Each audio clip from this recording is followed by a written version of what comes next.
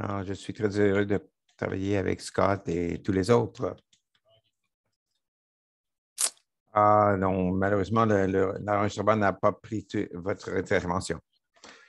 Je croyais qu'on était dans une séance de pratique. Ce ne sera pas long. Nous avons eu une révision très intéressante sur le carburant d'aviation durable. Et je pense qu'il y a un document qui est sur le point d'être lancé sur ce carburant d'aviation durable. La plupart des questions qui nous ont été posées, qu'est-ce que ça veut dire pour les régulateurs dans le domaine de l'agriculture, des transports, un peu partout? Il n'y a pas de manque d'enjeux et d'opportunités pour les autorités réglementaires, absolument. La régulation a son heure actuellement, oui. Ce n'est pas toujours ce qu'on dit. On n'a pas dit que tous les gens cool étaient dans le domaine réglementaire, mais c'est bien de penser ça maintenant. On est cool maintenant. Samson, est-ce qu'on a un compte à rebours pour le début? Si tout le monde est prêt. Je veux m'assurer que tout le monde est en sourdine si vous ne parlez pas et nous allons commencer. Est-ce que c'est Georgina qui va lancer le tout? Je veux m'assurer qu'elle est mise sous les projecteurs dès maintenant. Alors, nous allons commencer dans 5, 4, 3, 2, 1.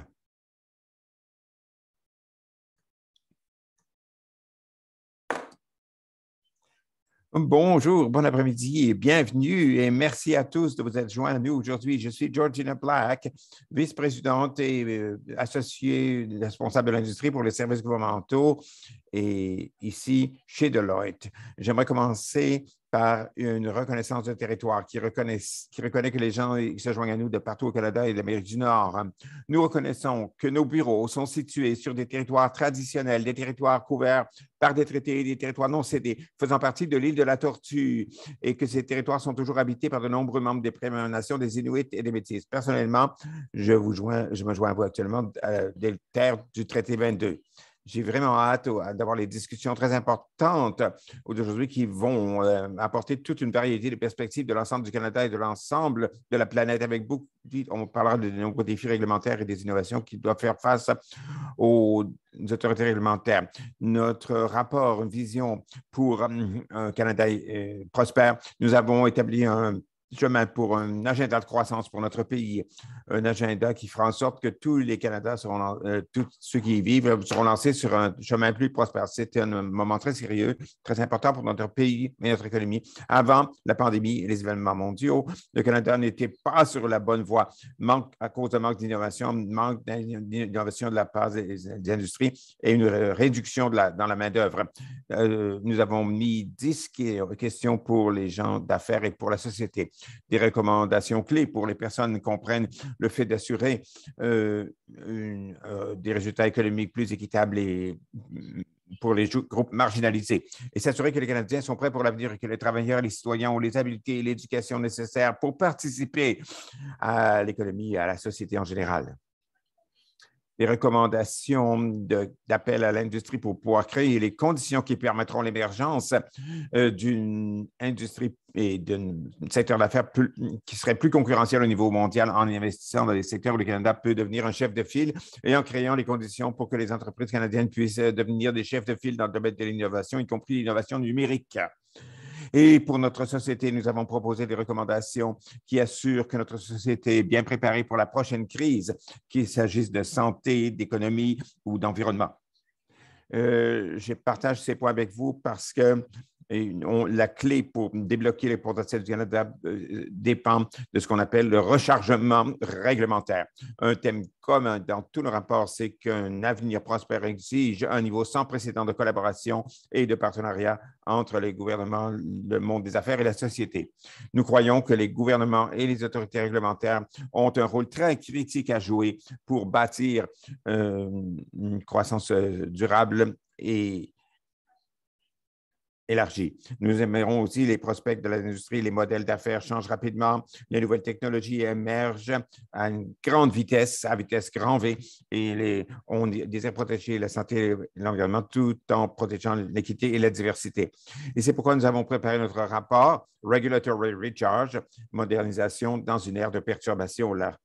Nous espérons que ce rapport, avec le panel d'aujourd'hui, pourra stimuler la discussion, éveiller des idées, commencer à encourager les apprentissages et les actions. Nous avons hâte d'apprendre de vous aujourd'hui et recevoir vos commentaires sur ce rapport et sur ce sujet. J'aimerais passer la parole maintenant à mon collègue Al Strainer qui va animer la discussion en panel d'aujourd'hui avec des leaders mondiaux et canadiens sur le sujet de la modernisation réglementaire. À vous la parole, Scott. Merci beaucoup, Georgina. C'est un grand plaisir pour moi d'être ici. Tout d'abord, bonjour, bon après-midi et bienvenue à tous ceux qui participent à la séance d'aujourd'hui. Comme George l'a dit, je m'appelle Scott Strider. Je suis conseiller principal associé chez Deloitte. Je me suis joint à Deloitte en juin dernier après une carrière de 31 ans au gouvernement du Canada, surtout, comme vous pouvez vous l'imaginer, dans les agences réglementaires au cours des 6 dernières années. J'étais président et PDG de l'Agence du transport du Canada. C'est vraiment un plaisir d'accueillir tout le monde ici. Nous avons une excellente représentation de partout au Canada et même du monde entier. Nous avons des participants provenant d'autres pays, y compris les États-Unis et l'Europe, et qui seront sur notre panel. Nous avons rassemblé pour vous aujourd'hui un panel qui est remarquable et dans un instant, je vous donner une brève présentation de nos panélistes. Mais d'abord, un petit peu de points de logistique sur ce webinaire, ce genre de choses que l'on effleure rapidement avant de commencer la séance. Vous pouvez voir cela ici actuellement à l'écran. La web diffusion est fournie à des fins d'apprentissage et à des fins d'information seulement. Ça ne constitue pas des conseils. On remercie les avocats de ce rappel. On vous encourage à envoyer vos questions par la fonction Q&A. Chaque fois qu'on le pourra, on gardera ces questions dans la discussion entre les panélistes en temps réel, mais il y aura aussi du temps qui sera réservé à la fin des échanges entre les panélistes pour des questions-réponses. Donc, nous encourageons vraiment ceux qui se sont joints à nous d'afficher leurs questions. Vous pouvez faire de façon anonyme ou avec votre main. Ce webinaire est enregistré et nous archiverons les enregistrements et ça sera disponible pour visionnement plus tard.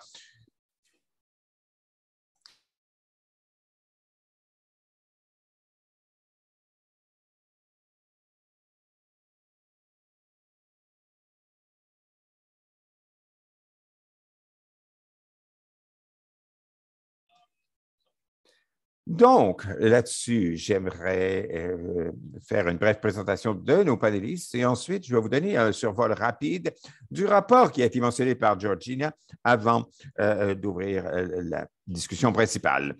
Comme Georgina l'a dit, nous avons vraiment un panel remarquable aujourd'hui avec toute une vaste gamme d'expertise et de compétences qui se joignent à nous. Nos panélistes sont Robina Belchin, présidente et PDG de la Commission de sûreté nucléaire du Canada, Liane Haché, directrice exécutive de la réforme réglementaire et des partenariats au Bureau de la Nouvelle-Écosse des affaires réglementaires, et Yvonne Billon, qui est la directrice des marchés économiques et des affaires numériques avec l'autorité réglementaire des télécommunications en France et aussi présidente du réseau de régulateurs économiques de l'OCDE. Nous avons Carlos de Valinas, qui est partenaire associé au Mexique, ancien directeur général de l'Agence nationale de la sécurité de l'énergie et de l'environnement du Mexique.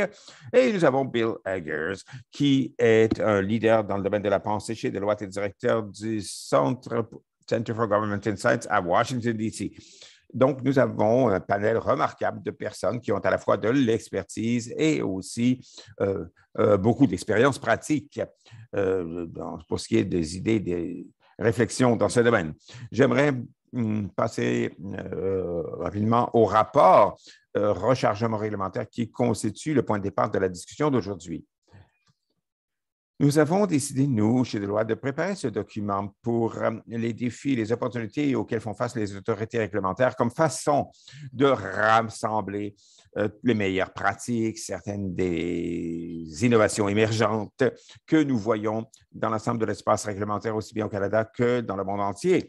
Et on a fait cela parce que nous croyons que la fonction réglementaire à son heure actuellement, au moment où on émerge de la pandémie, à mesure où on doit faire face à toute une vaste gamme de défis sociaux, économiques, des changements climatiques, aux questions d'équité, questions de protection des consommateurs, santé, sécurité.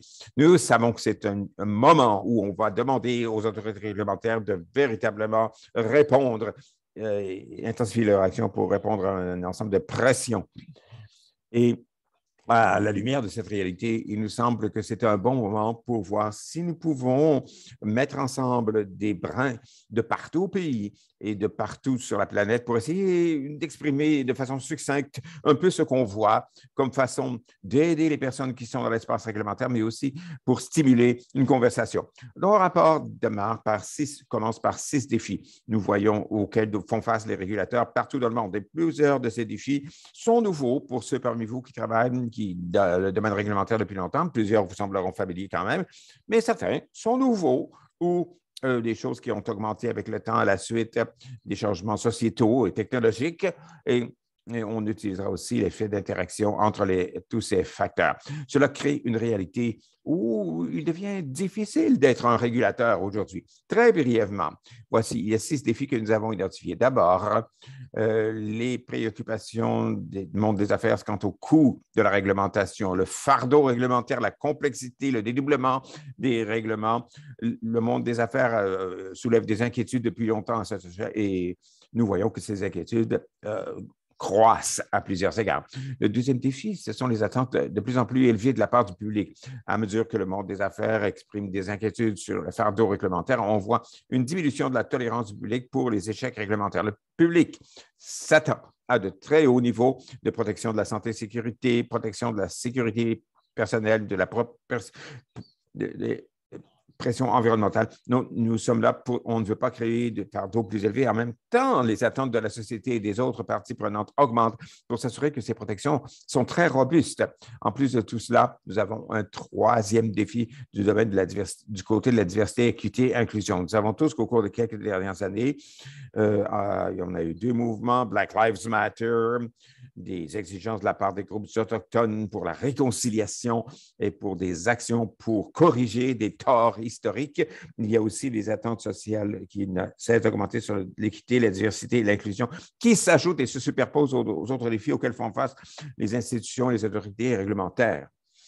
En plus de tout cela, nous avons une grande accélération des développements technologiques, particulièrement du côté des big data et de l'intelligence artificielle qui crée de grands défis pour les régulateurs qui doivent suivre tout ce qui se passe dans les secteurs qu'ils supervisent. Et quelquefois, les changements se produisent si rapidement que les cadres réglementaires deviennent obsolètes ou ont de la difficulté à se mettre à jour beaucoup plus rapidement que par le passé, et les systèmes internes qui sont déployés par les régulateurs, la difficulté à égaler ce qui se passe dans l'environnement externe.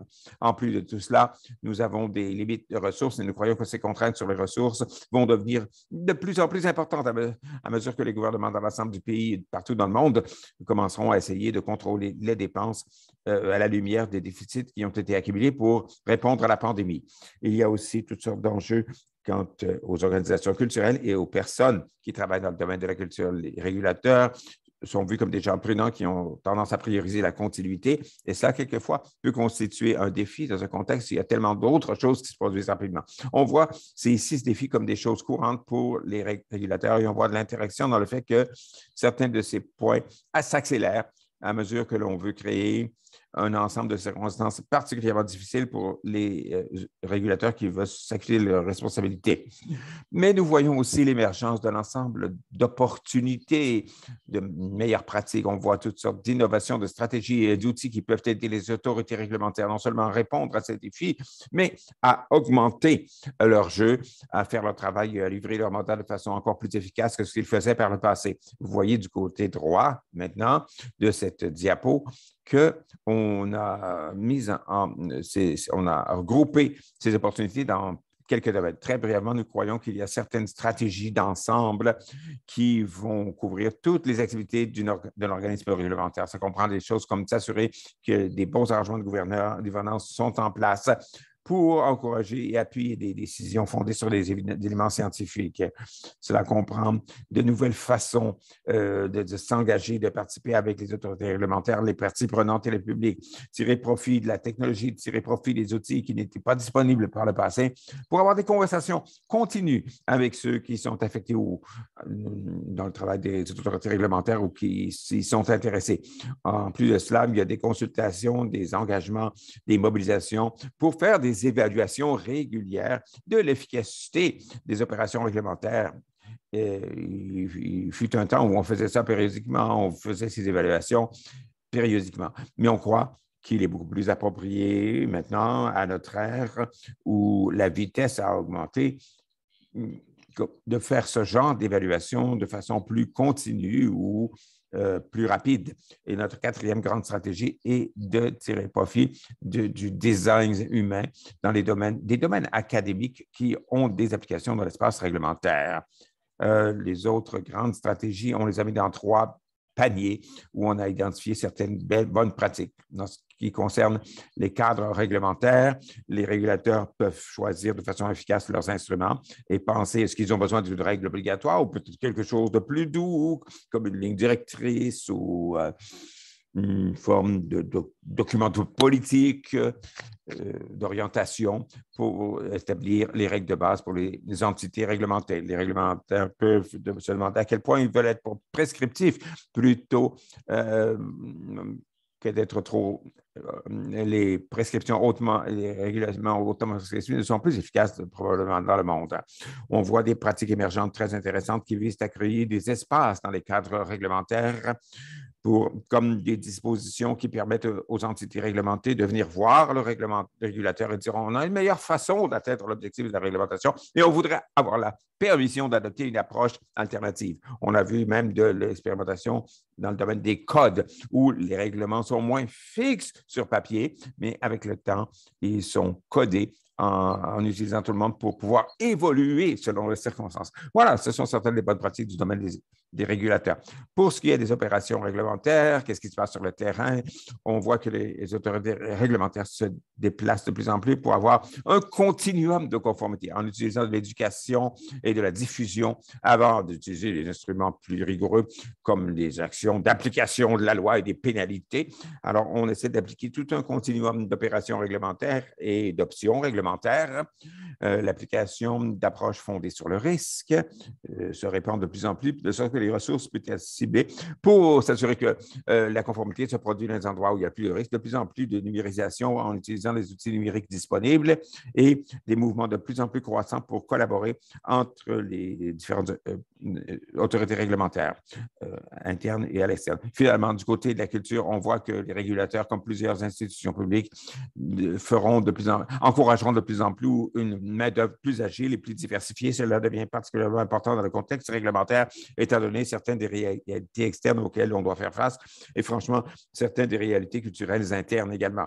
Puis, on voit que les autorités réglementaires, quand on émerge de la pandémie, vont commencer à faire ce que beaucoup d'autres organisations font, essayer de réorganiser le travail davantage sur les compétences, sur un modèle fondé sur les compétences, sur un modèle fondé sur les projets, en utilisant le travail à distance et le travail hybride pour essayer de favoriser une réponse, une main-d'œuvre qui répond mieux aux défis. Alors, c'était un survol rapide du rapport qui a été publié il y a quelques semaines. Il y a un lien dans le chat si vous le désirez pour en avoir une copie. Mais c'était juste pour vous donner un petit peu de toile de fond pour le panel d'aujourd'hui. Alors, sans plus tarder, j'aimerais maintenant accueillir nos 5 panélistes. Et nous aurons, pour le bénéfice de ceux qui viennent se joindre à nous, nous passerons environ 45 ou 50 minutes dans un échange entre les panélistes. Et ensuite, comme j'ai dit plus tôt, on va ouvrir la parole aux questions et réponses. Étant donné la force et la qualité de la formation de nos panélistes, je m'attends que mon travail sera surtout simplement d'inviter les panélistes à nous partager leurs réflexions très intéressantes. Nous allons démarrer en invitant chacun des panélistes à se présenter, mais avec un petit truc un peu différent de ce côté-là. On demandera à chaque panéliste de nous dire brièvement quelle est son activité dans le domaine réglementaire, mais aussi, très brièvement, un grand défi réglementaire ou une innovation particulière qui leur a fait une forte impression dans les années récentes. Alors, Rumina, pourquoi je ne commence pas avec vous pour répondre à cette question? Eh bien, merci beaucoup, Scott, et merci de me donner cette excellente occasion de faire partie de cet auguste panel. C'est tellement un honneur pour moi d'être avec de si grands talents. Alors, je suis la présidente et directrice principale de la Commission de sûreté nucléaire du Canada, le régulateur canadien du nucléaire. Je suis là depuis 3 ans et demi. J'étais un membre de la Commission des sûretés nucléaires pendant 7 ans avant cela. Et pour ceux parmi vous qui ne savent pas ce que fait la Commission de sûreté nucléaire du Canada, eh bien, il y a 3 aspects à notre mandat. Le premier est de réglementer l'utilisation de l'énergie nucléaire et des matériaux nucléaires de sorte que la santé et la sécurité des Canadiens soient protégées ainsi que l'environnement. Le deuxième mandat, c'est que le Canada est entré à conclure maintenant plusieurs conventions, plusieurs instruments internationaux à valeur de traité. Et notre travail est de s'assurer que ces traités, ces conventions sont mises en œuvre et que le nucléaire ne soit utilisé qu'à des fins pacifiques dans notre pays. La troisième partie de notre mandat est très intéressante. C'est de diffuser les objectifs et de l'information objective réglementaire pour le Canadien, pour être l'autorité de confiance auquel tout le monde fait confiance pour tout ce qui concerne la réglementation du nucléaire pour le Canadien. C'est un mandat très important, particulièrement au Canada, qui a un des réseaux nucléaires les plus complexes et nous sommes honorés qu'on nous ait donné la responsabilité d'entreprendre ce mandat. En tant qu'organisation, nous avons environ 900 personnes dans l'ensemble du pays et je porte 2 casquettes. Je suis le PDG de cette organisation, mais je suis aussi le président de la commission. Et pour la deuxième partie, le deuxième volet de votre question, Scott, c'est vraiment un des défis que vous avez souligné dans votre rapport. L'exemple que j'aimerais partager avec vous, c'est que la Commission a reçu une demande d'une évaluation environnementale pour gestion des installations de gestion des déchets nucléaires de faible intensité. C'est un mandat qui a été donné par l'Ontario avec un panel conjoint de révision qui a été établi par Environnement Canada et le Comité de la sûreté nucléaire du Canada pour réviser l'impact potentiel de ce projet de gestion des déchets nucléaires.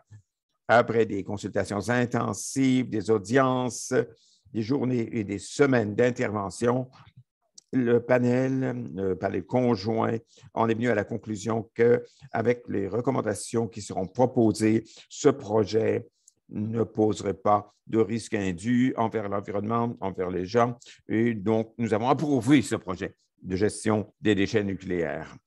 Ce projet devait être bâti dans une Première Nation, dans une communauté de Premières Nations. Ils ont fait un référendum et de façon majoritaire, ils ont rejeté le projet. Et ce n'était pas un projet qu'ils veulent appuyer, donc cela a été annulé. Pour moi, ça, c'est arrivé en 2020, ça m'a bien fait comprendre comment obtenir un permis, une permission réglementaire n'est pas suffisante, à quel point il est important d'avoir la licence sociale et le besoin d'une mobilisation précoce, le besoin de bâtir des relations à long terme pour vraiment comprendre les inquiétudes et les préoccupations des communautés locales et s'assurer que tout cela va continuer. C'est impératif, c'est impérieux. On ne veut pas arriver à ça après 15 ans de dur travail. On n'a rien comme résultat. Merci. Merci beaucoup. C'est toute une histoire. On pourra y revenir d'ailleurs. Carlos, je me tournerai vers vous maintenant. L'activité dans le domaine réglementaire et le domaine principal d'innovation qui vous a impressionné. Oui, merci. Merci, Scott. Et merci à mes panélistes, à mes camarades panélistes. Merci de me permettre de partager cela avec vous. Et j'aimerais vraiment, je suis heureux de trouver des collègues du passé. Je suis très, très content de vous revoir à nouveau. Scott aussi. Je comprends totalement ce que Rumina vient de partager avec nous. J'ai été le fondateur, directeur exécutif de l'ACEAP, qui était, dans les années, en 2014, c'était une agence de réglementation de sécurité pour les opérations gazières et pétrolières dans l'ensemble du Mexique. Ça s'était créé en 2014. Et je me souviens, c'était au mois d'avril 2015. Nous avons juste quelques mois après la fondation de cette nouvelle agence pétrolière et gazière au Mexique, il y a eu une série d'accidents dans les opérations au large de Campeche, dans le golfe du Mexique. Et après certaines considérations, nous avons dû reconnaître que cela exprimait un échec systémique dans les opérations gazières et pétrolières offshore. Après un examen très rigoureux et très minutieux, nous avons décidé de fermer une partie importante de Pemex, de cette compagnie étatique. Ces compagnies gazières et pétrolières ont décidé de fermer de grandes parties de leur production de gaz naturel dans le golfe du Mexique. C'est quelque chose qui ne s'était jamais produit auparavant. En l'absence d'une autorité réglementaire et en l'absence d'une autorité réglementaire qui est le mandat technique de fermer des opérations au besoin. C'était une première dans le pays et vous pouvez vous imaginer que tous les signaux d'alarme sont montés au rouge au ministère des Finances, au ministère de l'Énergie, chez Pemex et même ça s'est rendu jusqu'à la présidence. Nous avons dû gérer ce genre de pression et ce fut un peu la base, ça fut le départ d'un test d'indépendance pour la CEAP, pour notre agence. Un petit peu un droit de passage vers le monde adulte dans le domaine réglementaire, très tôt dans nos opérations. Alors, c'était quelque chose qui a vraiment eu un gros impact sur l'avenir et la culture de l'agence. Et on aura peut-être du temps pour aller plus en détail dans tout cela. Mais c'était quelque chose que je voulais partager comme expérience pertinente dans le domaine réglementaire. Merci beaucoup, Carlos. Liane, nous passons à vous maintenant. Merci, excellent. Merci beaucoup. Bonjour à tous mes compagnons panélistes. C'est un grand plaisir pour moi d'être ici pour représenter la côte Est du Canada. Pour ceux parmi vous qui savent où se trouve la Nouvelle-Écosse, nous sommes sur la côte Est du Canada, bien sûr, mais nous sommes une des plus petites provinces du Canada. Alors, on dit souvent dans le monde des autorités réglementaires et de la réforme réglementaire, on est très, très fiers d'avoir plus d'influence que notre poids réel. Avant de vous donner quelques réflexions, j'aimerais vous parler un petit peu de mon expérience et de ma formation parce que c'est assez pertinent pour ce que je vais dire. Pendant plus d'une décennie, j'étais responsable du secteur atlantique d'une organisation de plaidoyer pour les petites entreprises. J'ai passé des milliers d'heures à aborder des propriétaires de petites entreprises dans toutes sortes d'industries. Je suis allé dans des fermes, des opérations de nettoyage à sec, des dépanneurs, des magasins du coin. Et dans toutes ces discussions, le point numéro un dont m'ont parlé ces propriétaires de petites entreprises est leur manque de relation avec le gouvernement et comment cette absence de relation représentait un ensemble très complexe pour eux qui n'avait pas vraiment de sens pour eux sur le terrain. J'entendais ça toujours.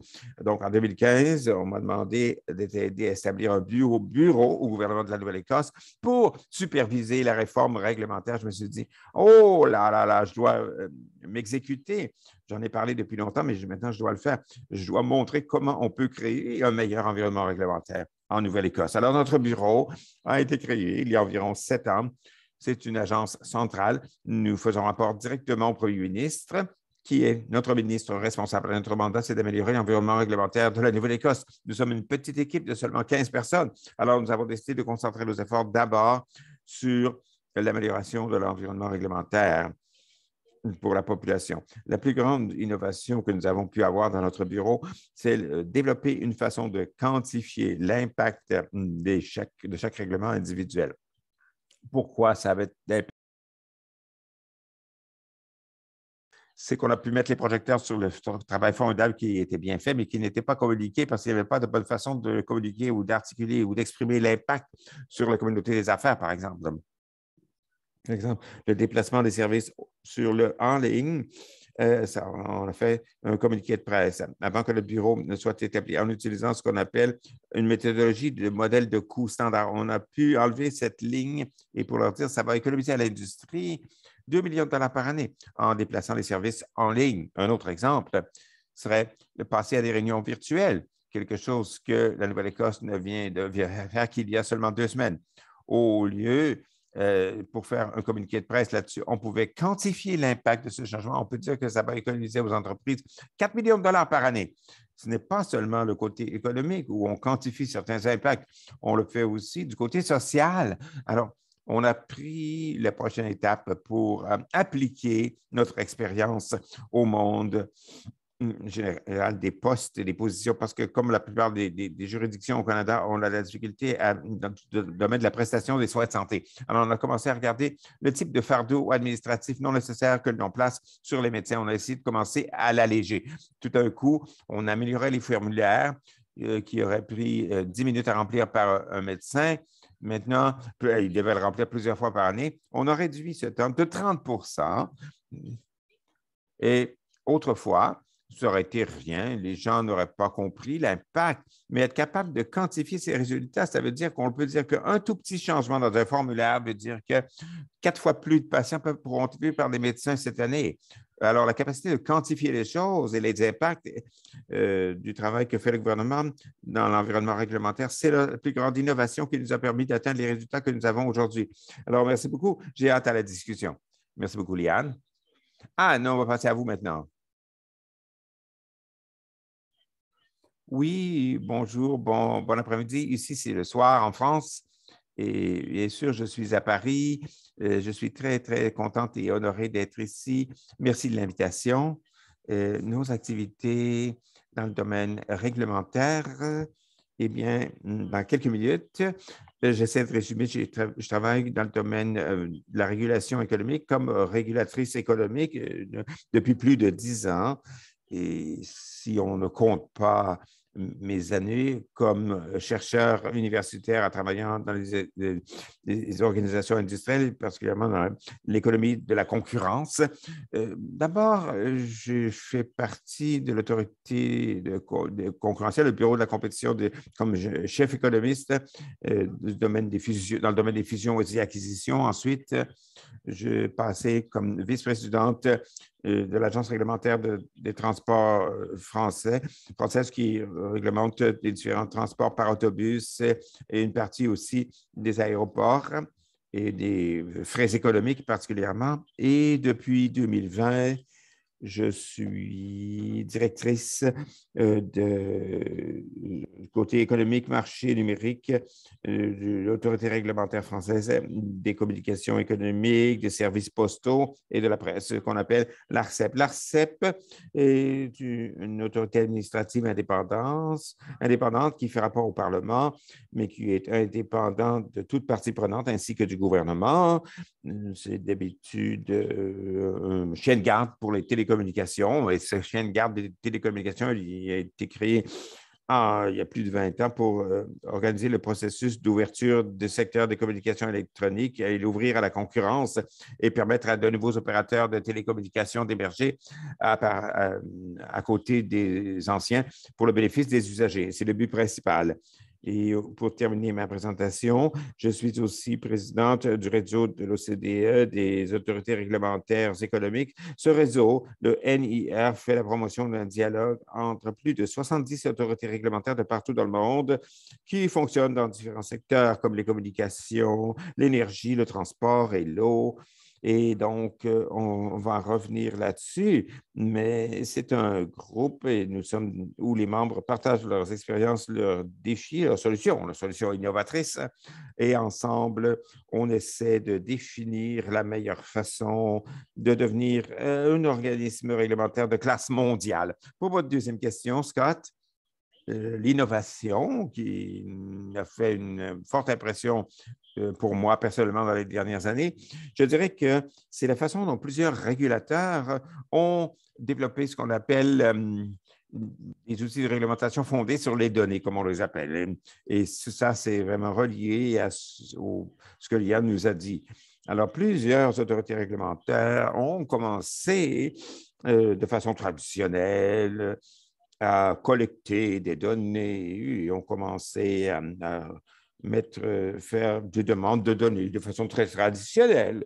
Et ensuite, on leur a donné le pouvoir de demander des données de façon plus formelle, de façon moins traditionnelle, et de sanctionner les opérateurs au cas où ils ne répondaient pas à cette demande de collecte de données qui leur était envoyée. C'était un point clé pour les régulateurs économiques parce qu'on souffre d'absence d'informations et de données souvent. Ça a été un jalon important pour les régulateurs économiques en Europe et en France en particulier, où on a beaucoup de monopoles. Et plus récemment, et ça, c'est ce qui est innovateur, c'est l'aspect innovateur que j'aimerais souligner, c'est qu'on a développé ces régulateurs dans le domaine du transport ou des télécommunications. C'est vrai aussi du côté de l'énergie, l'Agence de l'énergie. On a développé des outils innovateurs comme les crowdsourcing, des applications de crowdsourcing pour voir de la part des utilisateurs, des consommateurs directement pour avoir leur opinion, les plateformes de dénonciation dans le même esprit pour obtenir des données de la part des usagers, mais pas seulement les utilisateurs finaux, mais aussi des entreprises d'affaires. Parlons de développeurs d'applications, par exemple, quand on regarde la façon de réglementer les plateformes dans les environnements numériques.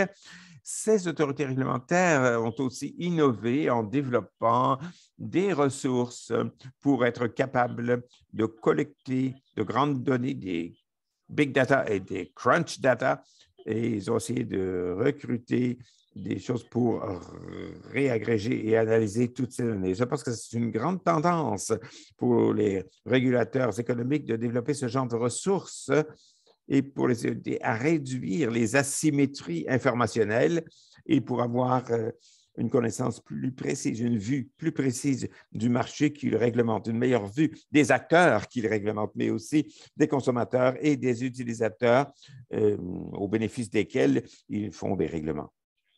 Merci beaucoup, Anne. Il semble qu'il y a des thèmes émergents, mais aussi beaucoup d'approches assez différentes. Bill, on va terminer avec vous. Formidable. Alors, bonjour. Bill Ackerside, directeur exécutif du Centre de Deloitte pour l'analyse des gouvernements, qui est un think tank global où on produit environ 60 études par année sur les gouvernements, la gestion, la technologie, les autorités réglementaires et toutes sortes de tendances de ce genre. Et j'ai dirigé le rapport, la recherche sur l'avenir de la réglementation depuis 5 ou 6 ans.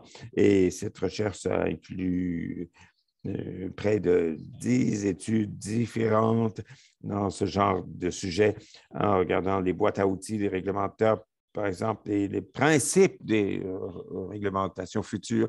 On a regardé ça à partir de plusieurs technologies émergentes.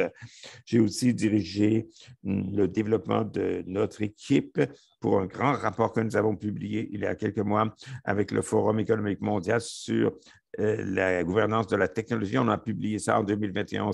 On a examiné comment on fait de la réglementation dans le domaine des technologies émergentes. Et ça se révèle de plus en plus difficile avec les drones, l'intelligence artificielle et les véhicules autonomes, etc. Ça devient très, très difficile.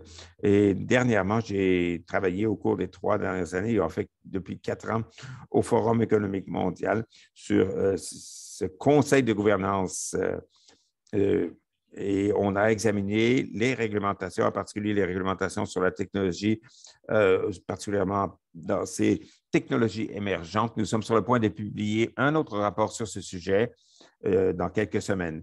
Je pense qu'un des domaines importants qu'on a vu, on a vu beaucoup de progrès dans différents domaines de la réforme réglementaire et de l'harmonisation réglementaire. Une chose que j'ai trouvée très intéressante, c'est l'optimisation des inspections et les efforts d'application des règlements en utilisant l'intelligence artificielle et l'analyse de grandes bases de données.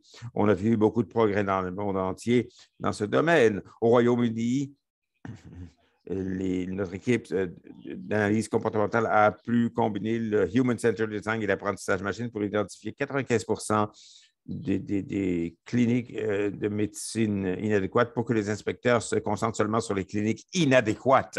On a vu le même genre de choses qui a été utilisé dans la ville de New York, par exemple, pour la prévision avec des analyses géospatiales et données sur le restaurant et le dumping et la gestion des déchets.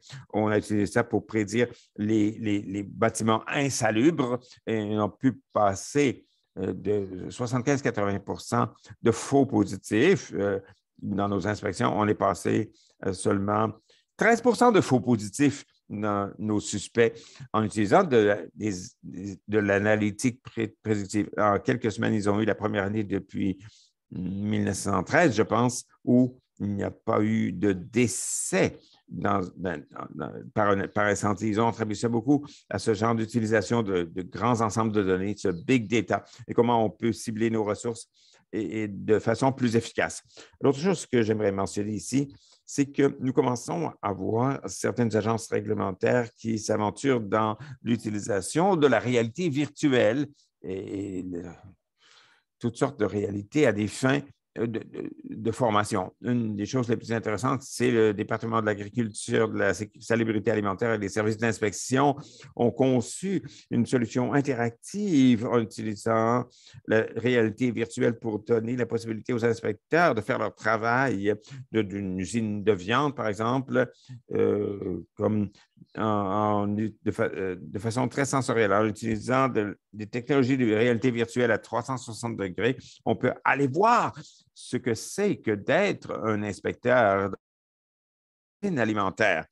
Ce qui est intéressant, c'est ce qu'ils ont fait, qu'ils ont pris la réalité virtuelle et l'ont intégrée dans des salons de l'emploi. Et ça permet aux gens de jouer avec ça et de voir si vraiment c'est le genre de travail qu'ils voudraient vraiment faire. Et il se révèle qu'environ 20 % des gens qui ont fait ces réalités virtuelles ont refusé vraiment de demander un de ces emplois parce que c'était trop pour eux dans ces usines. C'est l'exemple que je voulais te donner et j'ai bien hâte d'entendre le reste de la discussion, Scott. Super. On termine par les lunettes de réalité virtuelle qui sont utilisées pour la réglementation. Alors, c'est vraiment à l'avant-garde comme domaine.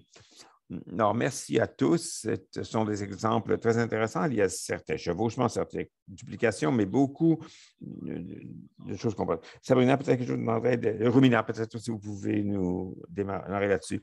Bon, c'est bon de parler de VR, de lunettes d'approche en réalité virtuelle, mais on ne peut pas oublier qu'on est encore en pandémie et on espère qu'on est vers la fin de cette pandémie, mais comme je l'ai dit, la pandémie a présenté des défis uniques, mais aussi des leçons uniques pour les régulateurs. Je me demanderais, Rumina, on va inviter d'autres à intervenir aussi. Qu'est-ce qu'on a appris sur la façon de ce que peuvent faire les régulateurs pendant la pandémie? Qu'est-ce qu'on a appris? Et je vais faire un suivi tout de suite.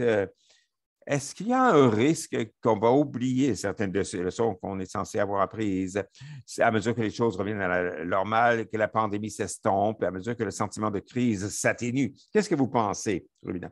Et merci beaucoup, Scott. Oui, je vais vous donner le point de vue d'une réglementation nucléaire, pas seulement la réglementation nucléaire canadienne, parce que je veux partager mes réflexions un peu dans le monde entier parce qu'il y a des sentiments assez semblables un peu partout. Quand on parle d'attente de la part des autorités réglementaires à la suite de la pandémie, je pense qu'une attente que l'on voit beaucoup à l'avant-plan, c'est la question de l'agilité.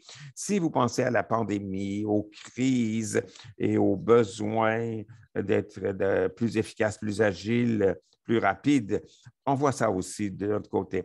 On parle de la crise climatique, le nucléaire va jouer un rôle dans cela. Il ne peut plus faire les choses de l'ancienne façon et prendre 10 ans pour attribuer un permis, par exemple. Alors, l'agilité devient un des grands points que nous avons vus. On a vu beaucoup d'accent là-dessus. Le deuxième point porte davantage sur la collaboration. Et on a dû assembler notre connaissance, notre know-how pour exploiter tout cela. Aucun parmi nous n'a la réponse, il faut l'admettre. Et au lieu, pourquoi est-ce qu'on ne bâtit pas? On a vu ça de ce côté de l'approbation de l'université. On s'est dit comment peut-on accélérer les choses? Et on a vu cela. Et Le troisième point sur lequel j'aimerais insister porte sur quelque chose qu'on ne peut pas répéter assez souvent, la communication efficace, particulièrement quand on parle des informations récentes. Alors, je pense qu'une des leçons de la pandémie, c'est ça. Quand on parle de l'hésitation par rapport au vaccin et de la perception que les gens ont du nucléaire, c'est assez semblable. Même la distribution des sexes et des genres sur l'appui au vaccin ou l'appui au nucléaire, c'est assez identique, ce qui est assez intéressant. Mais une des choses ça nous prouve que la science n'est pas suffisante et peut-être inadéquate. La bonne science n'est pas aussi efficace. Il faut savoir que les influenceurs ont un grand rôle à jouer pour changer les perceptions publiques des choses. Et il y a des choses que je sais, on ne se limite pas aux scientifiques. Il ne faut pas limiter aux scientifiques et aux ingénieurs de transmettre toutes ces données. On sait que ce ne sont pas nécessairement les meilleurs messagers pour la communication.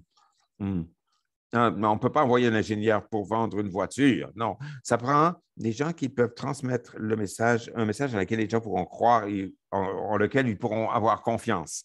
Et une des choses qu'on a constatées aussi pendant la pandémie, c'est que le public est beaucoup plus conscient des risques et des compromis qu'on doit faire. Il faut toujours équilibrer les risques et les bénéfices. Je vois ça comme un bon point. Quand on parle de la prestation et de l'exécution de nos mandats réglementaires dans tous les secteurs, on a dû passer à des inspections à distance et au lieu de le faire en personne, et ça nous a forcé à utiliser de la technologie, y compris des drones, par exemple, avec des caméras. Mais ça nous a forcé aussi à avoir une plus grande confiance envers des entités auxquelles nous avons donné des permis, et l'inverse aussi. Ces entités se sont ouvertes, ils nous ont ouvert tout leur processus, toute leur réunion pour qu'on puisse inspecter et vraiment être là, à l'intérieur, virtuellement, chez eux. Et le fait que pour la plus grande partie, on a des demandes d'espace, ça nous a bien servi parce que maintenant, c'était aux entités réglementées de nous prouver comment elles pouvaient répondre aux exigences plutôt que de toujours chercher l'approbation. Nos procédures de réunion sont toutes passées au virtuel, ce qui a permis beaucoup plus d'accessibilité, de possibilités pour le Canadien de participer à nos processus. Notre personnel travaille toujours en télétravail à partir de la maison. Ils vont continuer de le faire. Et aussi, il y a beaucoup plus de collaboration internationale qui a eu lieu pendant la pandémie. Et pour répondre à votre dernier volet, quand vous demandez est-ce que je pense que ça va durer ou est-ce que ça va changer, en fait, le fait qu'on fait ça depuis 2 ans, je pense que les bénéfices sont maintenant si bien enchâssés, en tout cas dans notre secteur. Je pense que ces excellents changements sont ici pour rester. Bon, voilà une note encourageante. Qu'est-ce que vous nous en dites, Carlos? Je suis totalement d'accord avec ce que Romina nous a dit quant aux besoins d'agilité, d'adaptation et de flexibilité. Je pense que toutes les entreprises, y compris les entreprises réglementaires, ont dû s'adapter aux nouvelles conditions. Il y a des bénéfices à en tirer.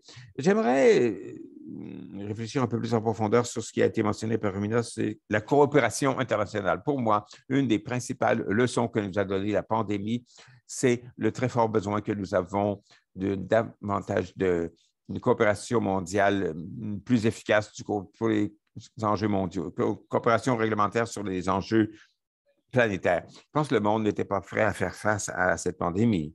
En tout cas, pas quand on voit les différentes façons dont les différents pays ont approché la chose et quant aux mécanismes qui ont dû être établis au niveau planétaire pour gérer un problème aussi complexe. Et le fait est que nous n'avons pas très bien fait les choses dans la gestion de cette pandémie. Ça aurait pu être pire, je n'en sais rien, mais ça aurait pu être mieux, sans aucun doute. Et donc, la réflexion va au-delà de cette pandémie et des enjeux, mais ça va jusqu'aux enjeux mondiaux et comment on va coordonner les questions de santé d'un point de vue réglementaire. Et ça va à d'autres enjeux globaux. Ça s'implique à bien crise climatique, par exemple. la cybercriminalité aussi, et le logement. Alors, où je veux en venir, c'est que une des leçons de la pandémie, c'est qu'on doit être mieux préparé pour faire face à ces risques mondiaux. Et, il faut peut-être accorder un peu de réflexion à la refonte des institutions mondiales qui traitent de ces questions. Et probablement que comment dire, il faudra avoir un niveau différent de réglementation, de passer des réglementations nationales à des réglementations supranationales. Il y a des institutions supranationales pour traiter les enjeux mondiaux. Je vais m'arrêter là. Oh, très provocateur comme réflexion. Je vais passer la parole à Anne. Je vois que toutes les mains sont levées. On parle de coopération mondiale. Anne préside un groupe de régulateurs du monde entier. Elle peut nous dire maintenant comment ça va du côté de cette coopération internationale. Oui, je suis totalement d'accord avec le besoin d'un renforcement de la coopération et le fait d'avoir des coopérations qui coûtent le moins cher possible, parce qu'il y a un coût dont il faut tenir compte quand on veut coopérer.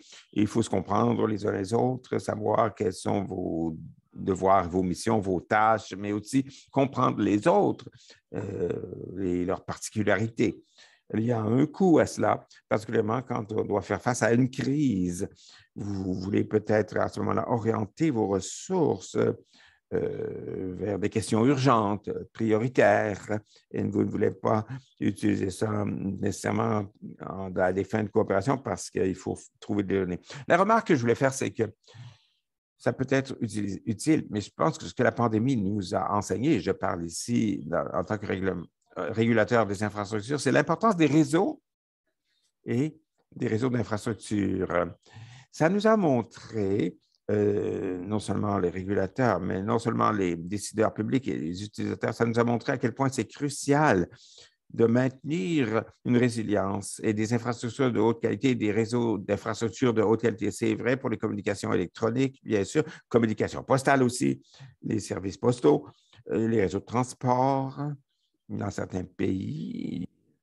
Les services ferroviaires, les services de rail ont été utilisés pour transporter des personnes malades d'un hôpital à l'autre. Et donc, il s'agissait d'avoir des infrastructures résilientes et des personnes de haute qualité. Ça peut être utile, mais je pense qu'il semble très clair que certaines personnes qui pensaient que, bon, ça c'est quelque chose de normal, on ne pense pas beaucoup à l'infrastructure qu'on dirige parce que vous n'êtes pas dans une situation de crise. C'est la remarque que je voulais faire. Merci beaucoup, Anne. Votre commentaire sur les infrastructures résilientes soulève toute une série de questions quant à la façon dont le régulateur pourrait aider à assurer cette résilience. Mais on va sûrement y revenir. Bill, passons à vous maintenant. Qu'est-ce que vous pensez du monde et du paysage de la régulation à la suite de la pandémie? Je voulais commenter certains commentaires qui ont été faits plus tôt. D'abord, pour ce qui est de la collaboration internationale. C'était une de nos grandes tendances gouvernementales dans notre rapport sur les tendances qui vient tout récemment d'être publié. Vous avez l'adresse dans le chat. On a vu dans le domaine de la santé au niveau mondial, sans qu'on soit surpris, beaucoup d'efforts de collaboration pour créer des systèmes d'avertissement précoce pour identifier les risques d'éclosion de maladies. On voit beaucoup d'efforts qui sont investis pour accélérer la recherche innovatrice, pour la prévention, le traitement et la gestion des maladies, développement de vaccins, etc. Et enfin, pour assurer des résultats de santé équitables sur l'ensemble de la planète. Donc, travailler avec des organisations comme les Nations unies ou avec des banques, des organisations, on voit beaucoup de ce genre de choses qui se produisent au niveau régional également. L'autre domaine sur lequel je voulais intervenir, c'est l'idée d'engagement et de communication, la mobilisation des populations.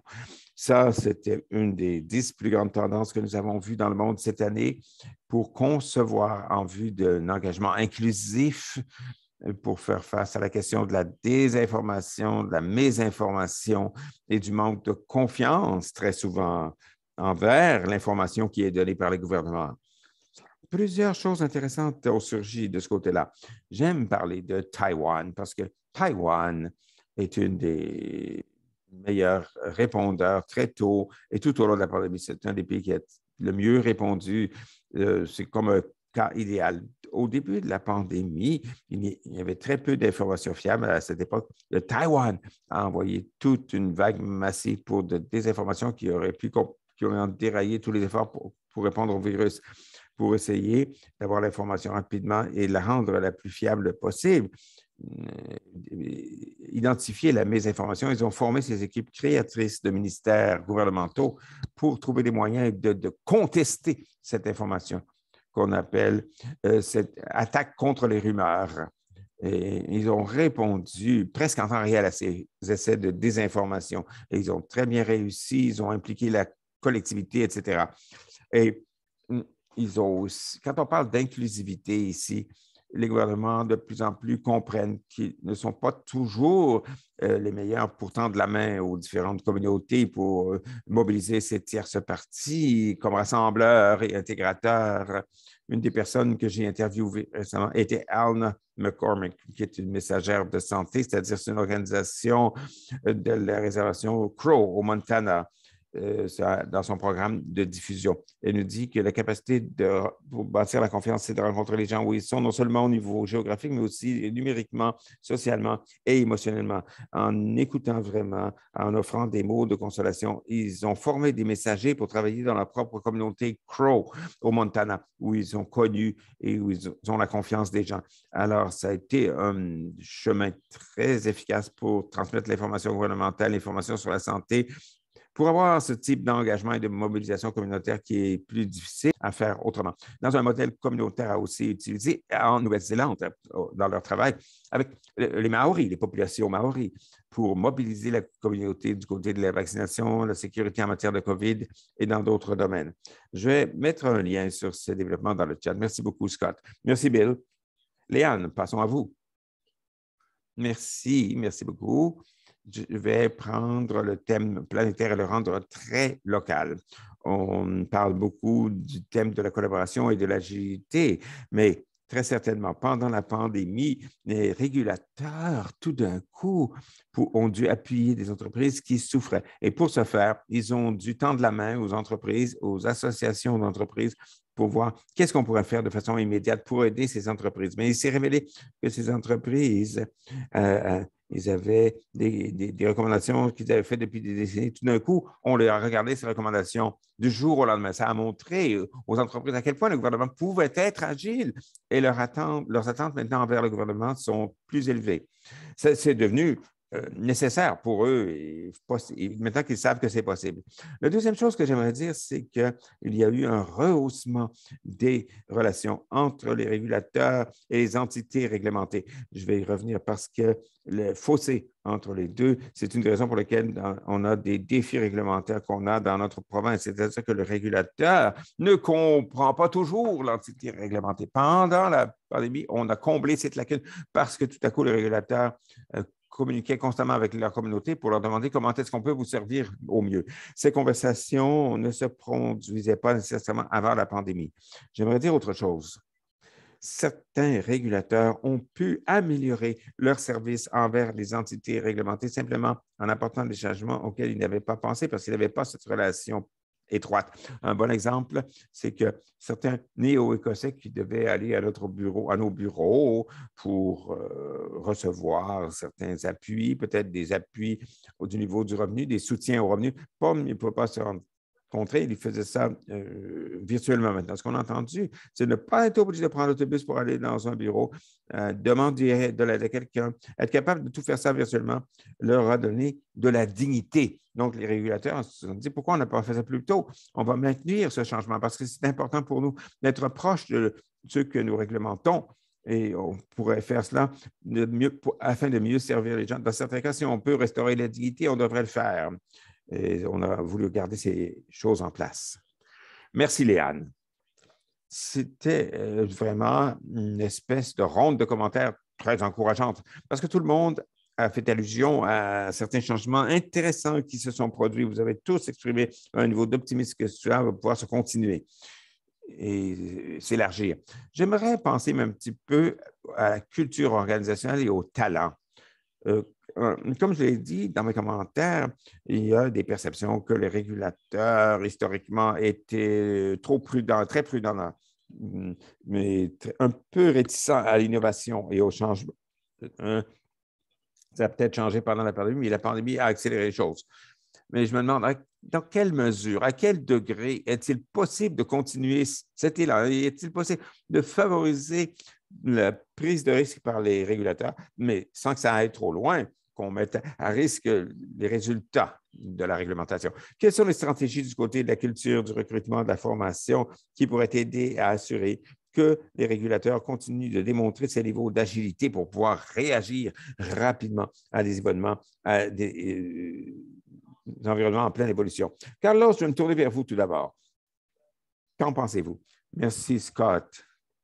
Laissez-moi essayer d'approcher cette question de la culture organisationnelle, du côté de la culture. Je vais revenir au cas auquel j'ai fait allusion au début de notre conversation. Et on a mentionné que c'était la première fois que la production gazière et pétrolière était fermée par un régulateur au Mexique. Et on subissait de fortes pressions pour redémarrer ces opérations. Et bien sûr, on hésitait beaucoup quant au risque d'accident ultérieurs qui pouvaient se reproduire. On a pris du temps pour définir les conditions d'un redémarrage afin d'être pleinement responsable et imputable et de rendre des comptes. C'est là où la culture a un rôle à jouer.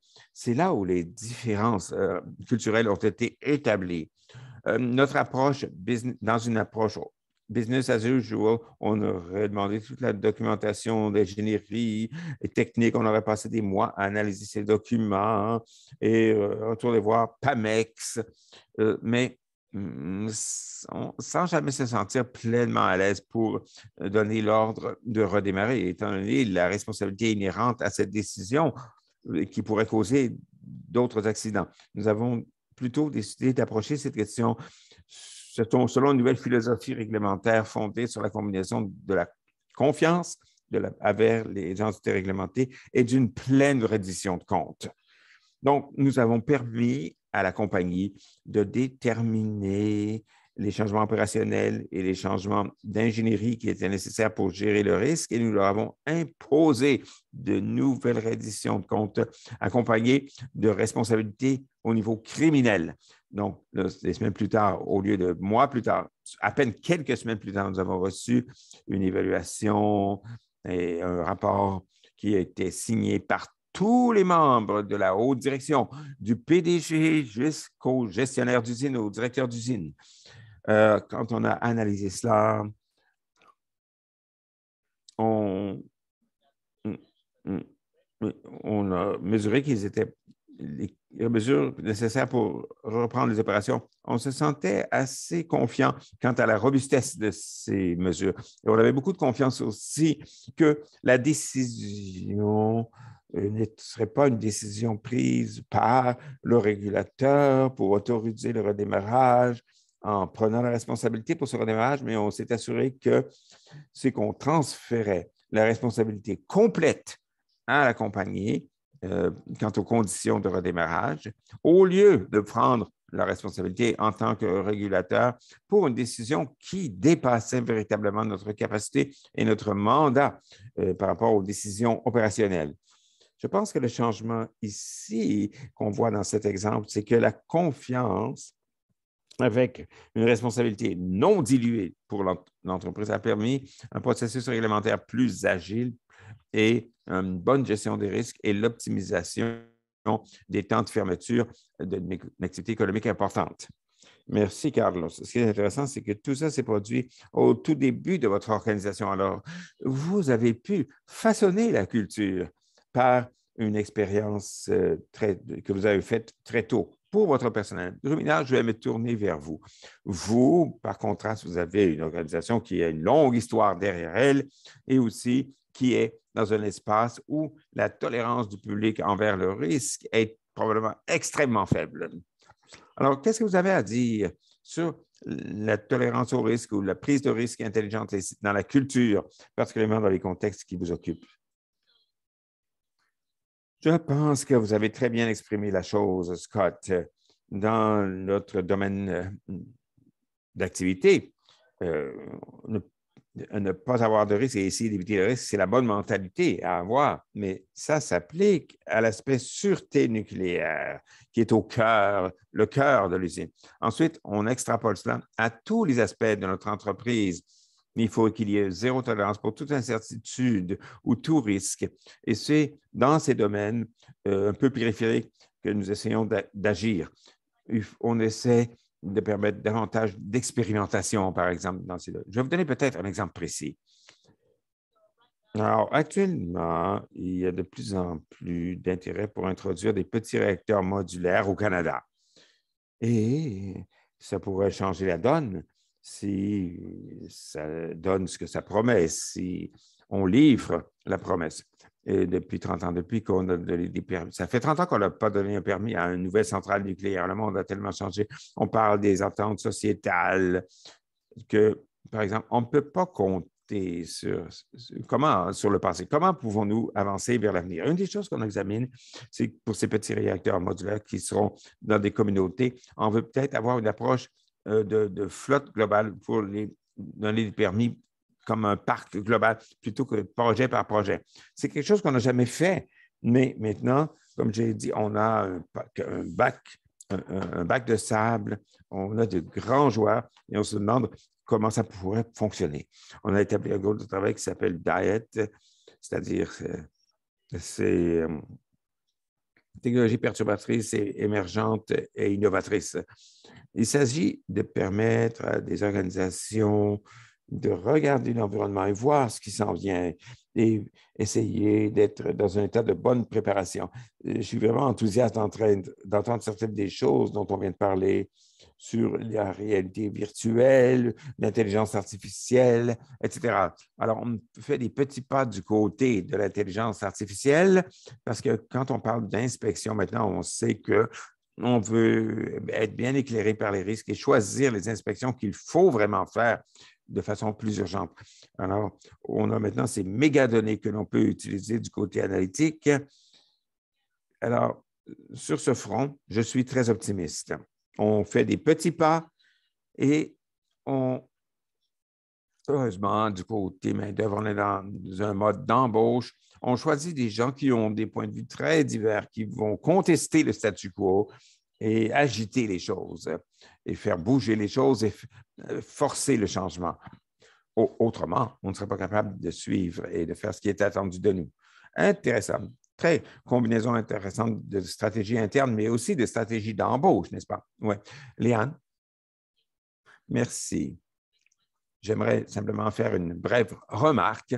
C'est passant de l'intelligence artificielle avant-garde à passer des choses qui sont plus de la vieille école. Une partie des choses qu'on a appris, c'est que cette relation entre les régulateurs et les entités réglementées, c'est que la composante service souvent manque dans cette relation. Je vais passer au domaine des inspecteurs, par exemple. Les inspecteurs, pour la plupart, ont été embauchés dans le domaine un peu militaire et ont souvent été formés, ces inspecteurs, à se concentrer sur les personnes plutôt que sur les services.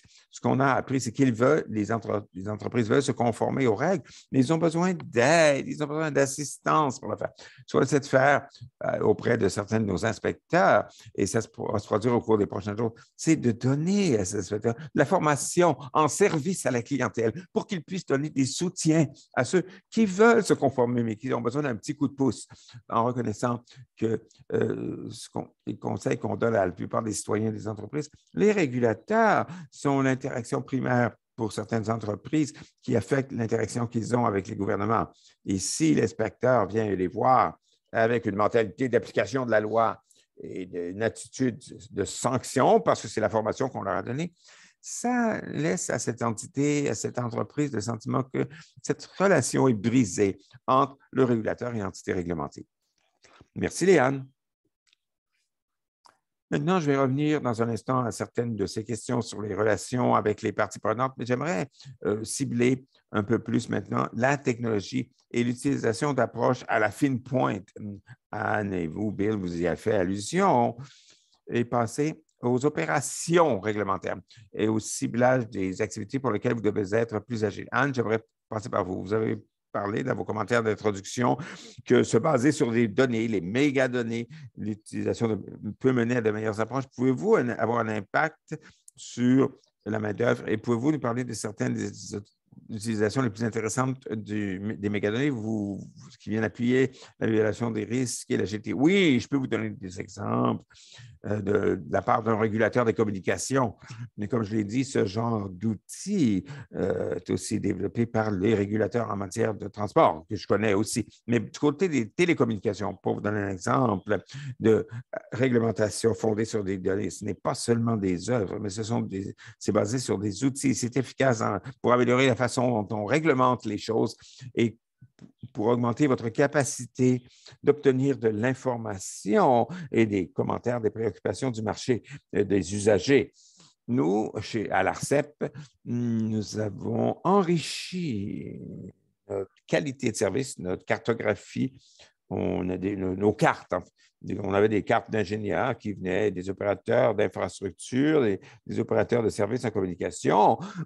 Pour pouvoir mesurer avec ces cartes qui étaient selon le plan initial, de mesurer la couverture des différents réseaux de télécommunications, mais aussi la fibre fixe ou les câbles coaxiaux. Mais ce qu'on a observé, c'est que il y avait une différence entre la perception de la couverture de la part des utilisateurs et de leur qualité de service et ce qu'on mesurait, nous, de façon ingénierie. On a développé une plateforme de crowdsourcing, c'est-à-dire de consultation des consommateurs, où les gens pouvaient nous soumettre directement d'où ils sont ou de l'information directe sur la qualité du service et la couverture de leurs opérateurs mobiles.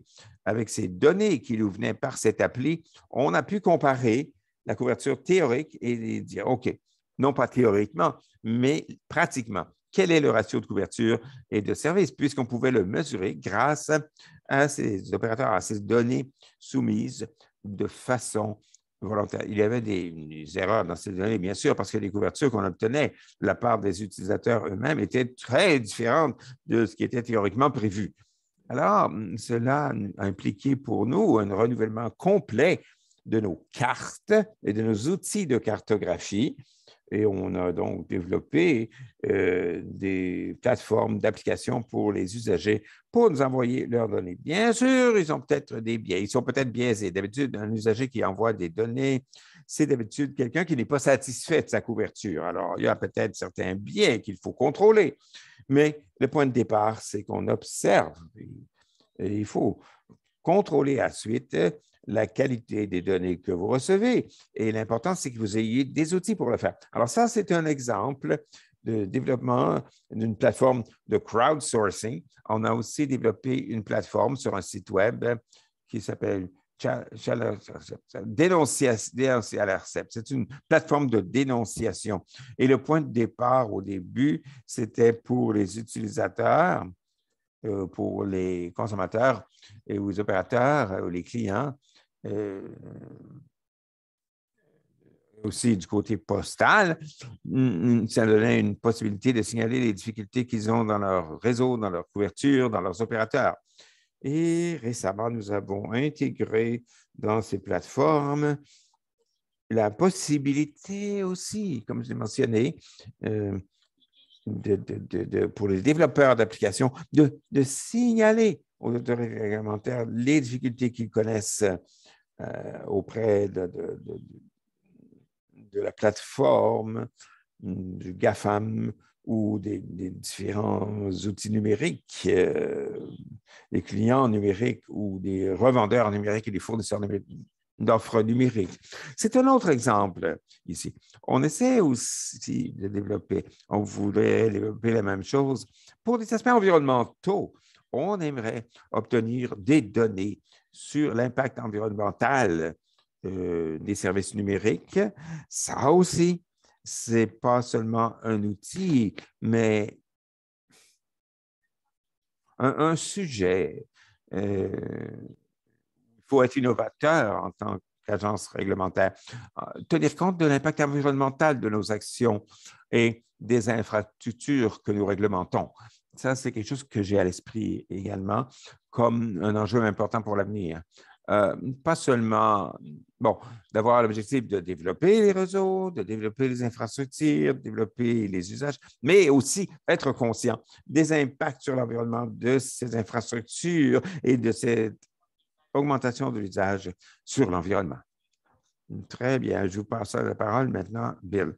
Passons de l'interne à l'externe. Avez-vous eu des résistances de la part du secteur réglementé quant à votre utilisation du crowdsourcing avec ces avis en temps réel? C'est une façon non traditionnelle de recueillir des données. Je soupçonne que certaines des entités réglementées peuvent être préoccupées que ça peut être utilisé contre eux. Oui, oui, ils contestent.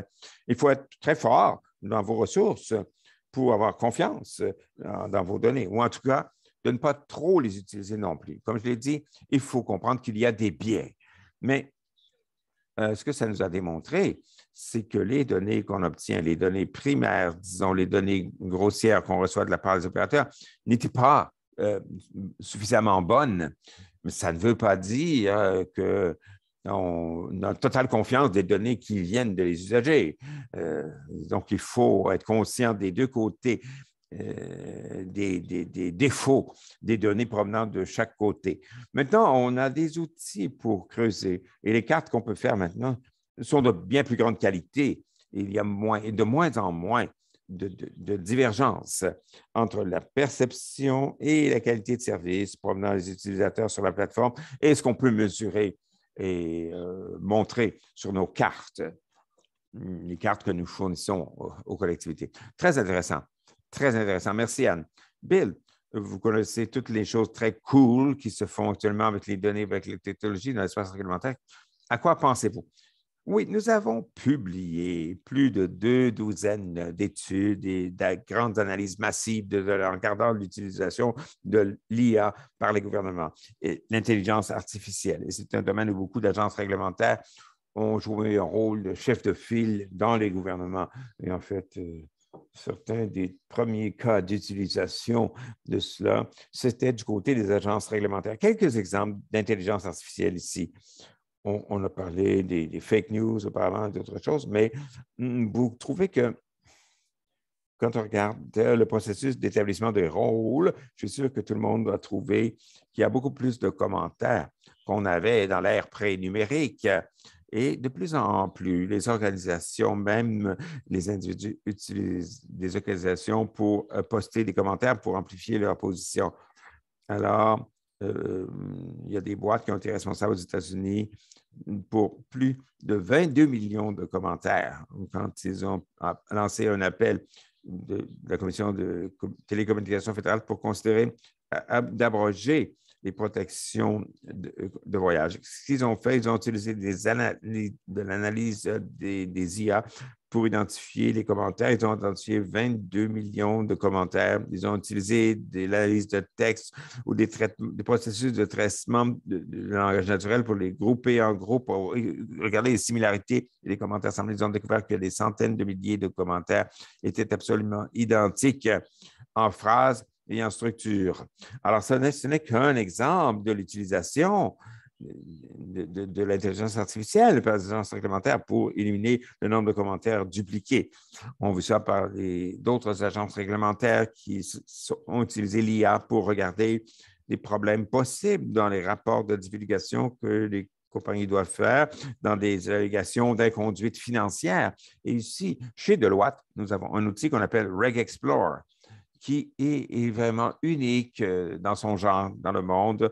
On a ingéré dans ce système les codes réglementaires de plusieurs pays, le Canada, les États-Unis, l'Union européenne, l'Australie et plusieurs autres pays, pour examiner un petit peu les similarités entre ces différents règlements, essayer de comprendre où il y a des dédoublements et des chevauchements et quelles réglementations sont reliées les unes aux autres dans l'arbre généalogique, dans un certain sens. Et on a pu analyser les duplications réglementaires ou des règlements qu'on n'avait pas examinés et révisés depuis des décennies 25% des règlements américains n'ont jamais été retouchés. Et quand on veut faire de la réforme réglementaire, ça nous a permis de voir des choses que l'œil humain ne peut pas voir très bien afin de s'y prendre pour faire des simplifications réglementaires. C'est une autre utilisation de l'intelligence artificielle. On a vu aussi l'apprentissage machine qui a été utilisé de façon assez considérable par différentes agences réglementaires pour identifier la fraude,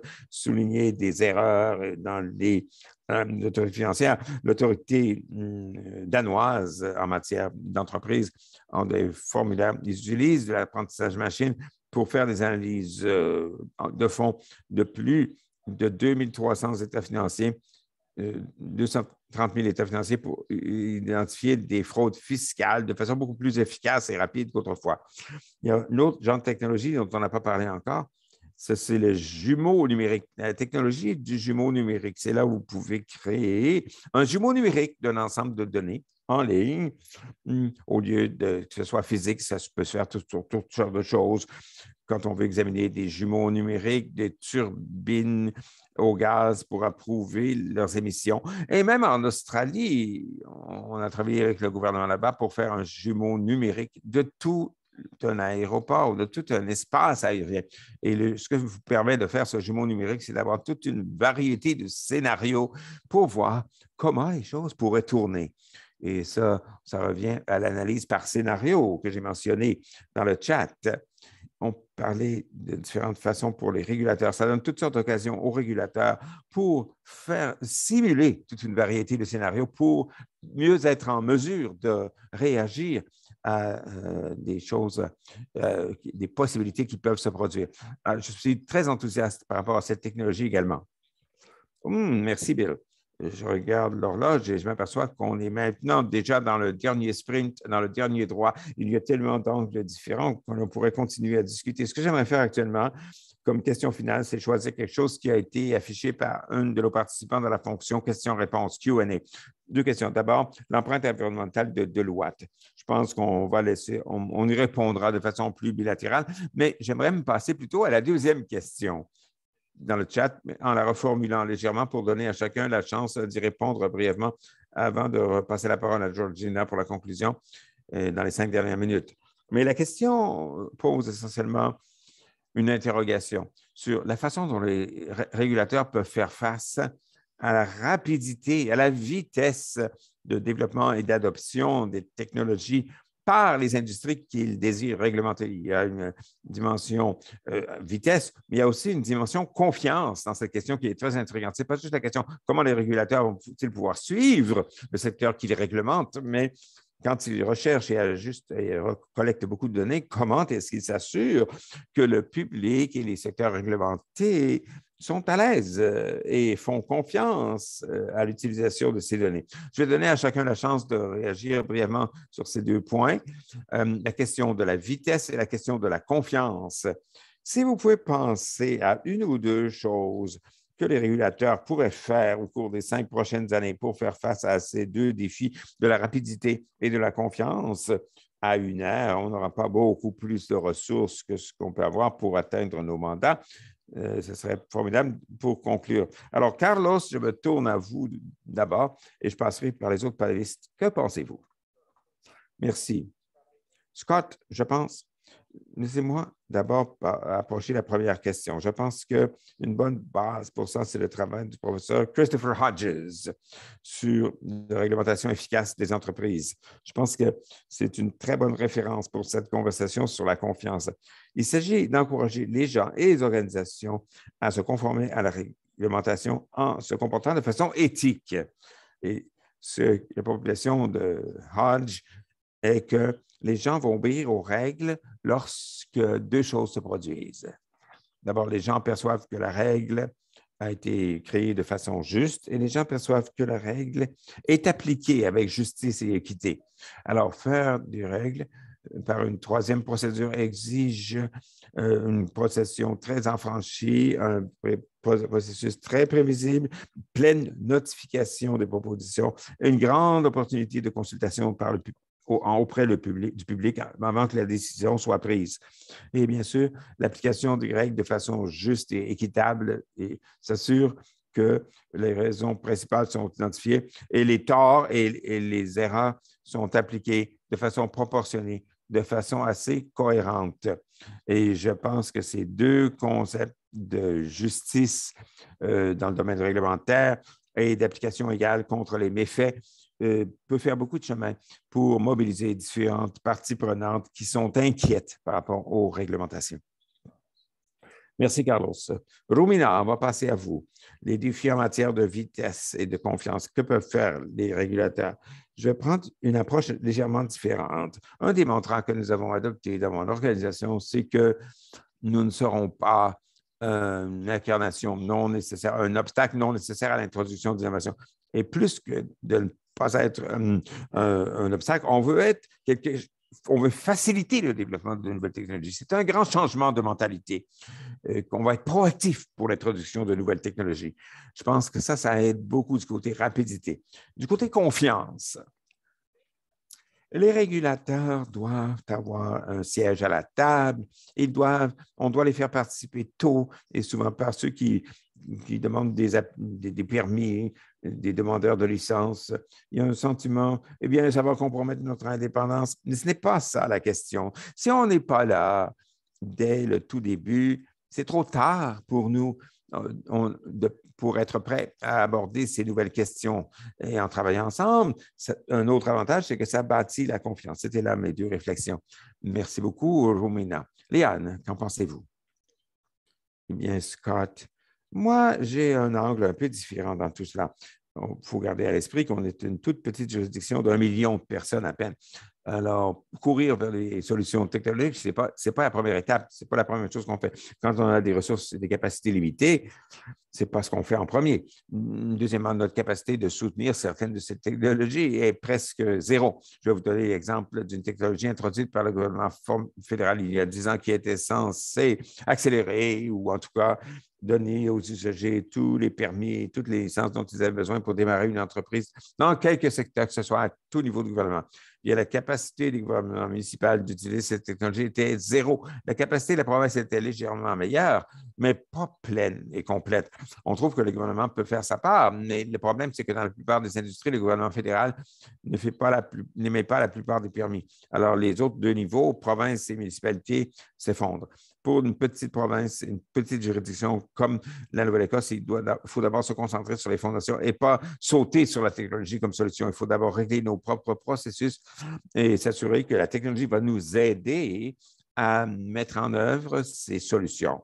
Un exemple, on passe à la technologie numérique maintenant pour les dossiers médicaux. Bon, on a reconnu qu'il ne sert à rien pour nous de lancer toutes sortes de nouvelles formulaires pour une nouvelle technologie, alors que ces formulaires seraient obsolètes, trop complexes et très, très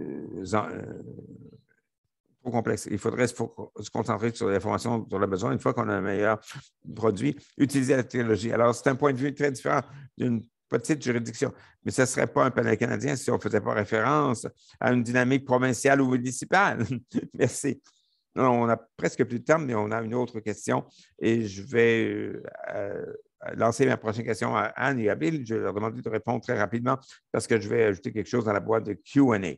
Si vous parliez à un nouvel employé, quelqu'un qui vient se joindre à l'espace réglementaire, qu'est-ce que vous lui suggéreriez à cette personne? Qu'est-ce que vous lui suggéreriez de faire pour s'assurer qu'il est prêt ou qu'elle est prête à répondre aux défis? Ça ressemble un peu à la question précédente, mais j'aimerais m'assurer qu'on offre une réponse à la personne qui a affiché la question. Anne, qu'est-ce que vous en pensez? Écoutez, je ne suis pas sûr que je connaisse la réponse, mais je dirais qu'il n'y a pas, pour une personne particulière, mais pour une organisation comme une agence réglementaire, il n'y a pas qu'une seule réponse. Peut-être qu'un mécanisme possible qui pourrait aider à faire face à ces questions de rapidité et de confiance, qui sont aussi importantes, serait de s'assurer que vous avez un dialogue continu et soutenu avec les parties prenantes. Pas seulement les entreprises réglementées, mais aussi leurs clients, mais aussi les usagers finaux, mais aussi d'autres parties prenantes impliquées. C'est particulièrement vrai de plus en plus dans un monde de plus en plus numérique où vous avez beaucoup de réseaux et d'écosystèmes, comme on dit. Donc, c'est une façon c'est un outil pour les régulateurs. Comme Carlos l'a dit, et c'est le principe clé dans la réglementation, vous devez avoir des règles objectives, transparentes et proportionnelles pour être capable de bâtir ces règles qui soient acceptables. Hein? Et vous pourrez peut-être, au lieu de penser à ces règles dans votre tour d'ivoire toute seule, vous pouvez peut-être les bâtir tous ensemble et au moins obtenir les points de vue et les opinions des différentes parties prenantes. C'est une façon d'obtenir la confiance et c'est aussi une façon d'être transparent, fiable, publier, notifier, publier beaucoup de choses, communiquer. Autrement, vous pouvez être confronté à des décideurs ou des entités réglementées ou des usagers finaux qui ne font pas confiance à la raison pour laquelle vous avez choisi cette règle et ils vont peut-être penser que c'est une règle injuste et inefficace. Je dirais que la transparence et le dialogue soutenu sont des façons de répondre à ces défis et bien sûr, au niveau international et intersectoriel, le dialogue est très important. Il faut que ce soit international et intersectoriel. C'est une façon d'être plus transparent et d'obtenir de nouvelles idées pour faire face à la vitesse des changements et de l'évolution de la technologie. Merci, Anne. Sortons de la tour d'ivoire et entrons dans le réseau. Bill, vous avez le dernier mot. C'est Georgina qui aura le dernier mot, mais pendant qu'on attend, je dirais que c'était là toutes d'excellentes suggestions. Une grande partie de tout cela est le sujet d'un livre que je viens de publier il y a quelques semaines. Alors, je pourrais parler là-dessus pendant des heures et des heures, mais ce qu'on regarde vraiment, c'est l'importance pour le gouvernement de bâtir des ponts, d'avoir des bâtisseurs de ponts, des gens qui peuvent traverser différents secteurs pour bâtir ces ponts. Et ça, c'est une des choses les plus importantes pour les gouvernements aujourd'hui. C'est comme des triathlètes, du triathlon qui font différents sports. Il faut que le gouvernement comprenne tous ces secteurs de façon très, très profonde et qu'il soit capable de faire tous ces liens, toutes ces connexions. Ça, c'est intersectoriel, c'est une habilité clé qui est peut-être l'habilité la plus importante pour tous les nouveaux employés dans le gouvernement. Merci, Scott. Super, merci Bill. Georgina, avec toutes mes excuses d'être un tout petit peu en retard, mes excuses à notre auditoire, c'était une discussion riche, diversifiée. J'avais toute une liste, on aurait pu continuer cela. Mais malheureusement, nous sommes à la fin de la séance. J'aimerais remercier nos panélistes de leurs merveilleuses discussions très diverses.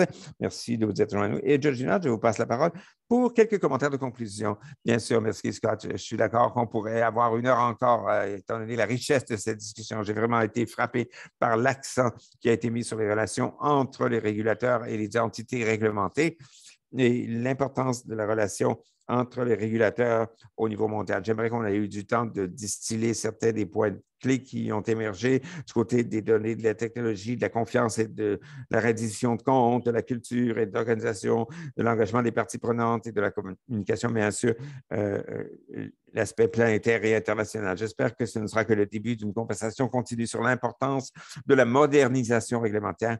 Je suis vraiment désolé qu'on n'ait pas pu répondre à beaucoup de demandes.